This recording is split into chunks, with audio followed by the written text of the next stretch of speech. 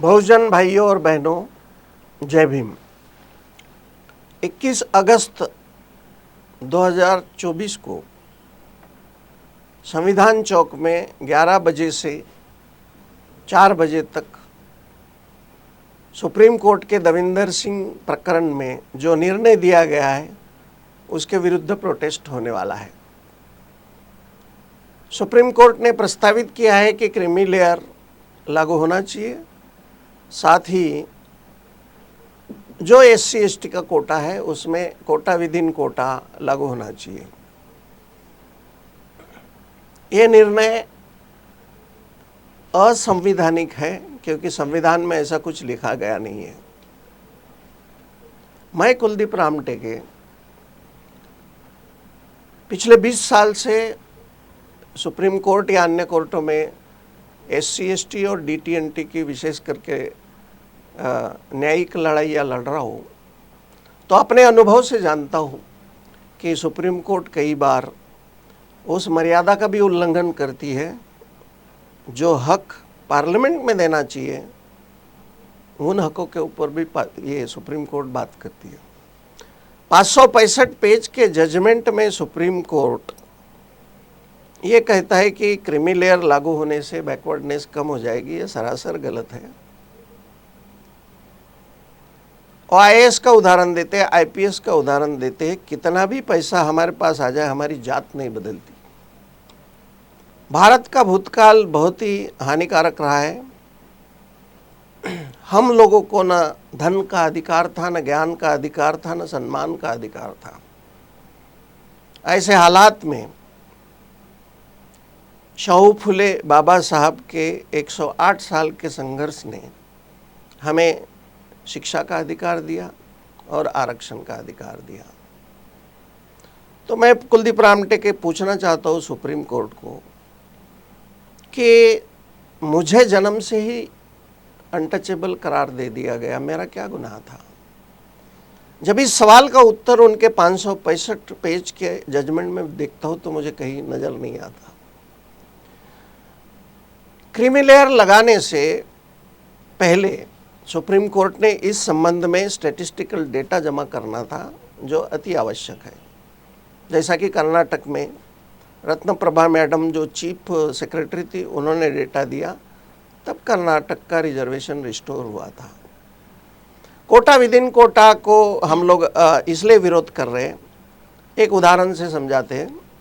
महाराष्ट्र में 59 जातियाँ schedule caste की है और उसमें से प्रभावशाली जातियाँ मातंग, मांग और नवबुद्ध जो पहले महार थे और चर्मकार जातियाँ हैं।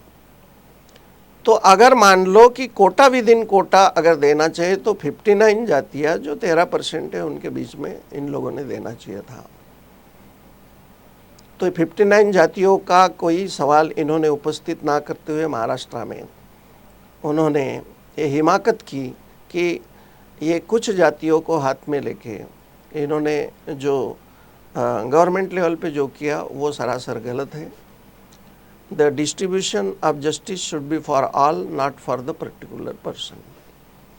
वही हाल विमुक्त जाति और भटक्या जमाती के 42 जातियों के साथ हुआ। उन्हें भी अब कड में विभाजित कर दिया गया और अंजाम ये हुआ कि आज जो 13% में सबको आरक्षण मिलता है अनुसूचित जाति के लोगों को, वो अब कट में किसी को 2, किसी को 2.5, ऐसी 42 जातियों को बांट दिया। 2004 में जब आरक्षण का कानून महाराष्ट्र में बन रहा था तब मैंने मेरे विमुक्त जाति और भटक्या जमाती के लोगों को कहा था कि 1936 के बाद ये पहला मौका आया है, एक तो आप शेड्यूल ट्राइब में समाविष्ट हो जाइए, क्योंकि केंद्र में DT&T का कोई सेपरेट ऐसा उल्लेख नहीं है। मेरी बात मानी नहीं गई। और OBC को भी मैंने पूछा था कि तुम्हारी 305 जाति है तो 19% के बजाय आपको 40% मिलना चाहिए आरक्षण।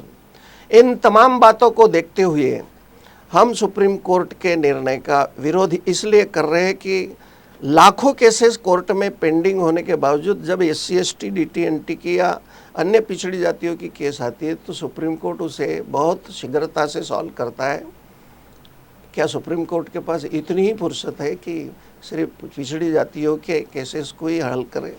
अगर हल करना है तो आर्टिकल 39 की उस केस को हल करो जहां बाबा साहब लिख के गए हैं कि हमें ऐसा देश चाहिए कि जहां अमीर अमीर ना बने और गरीब गरीब ना बने। मगर वो छोड़ के क्रीमी लेयर लगा रहे हैं।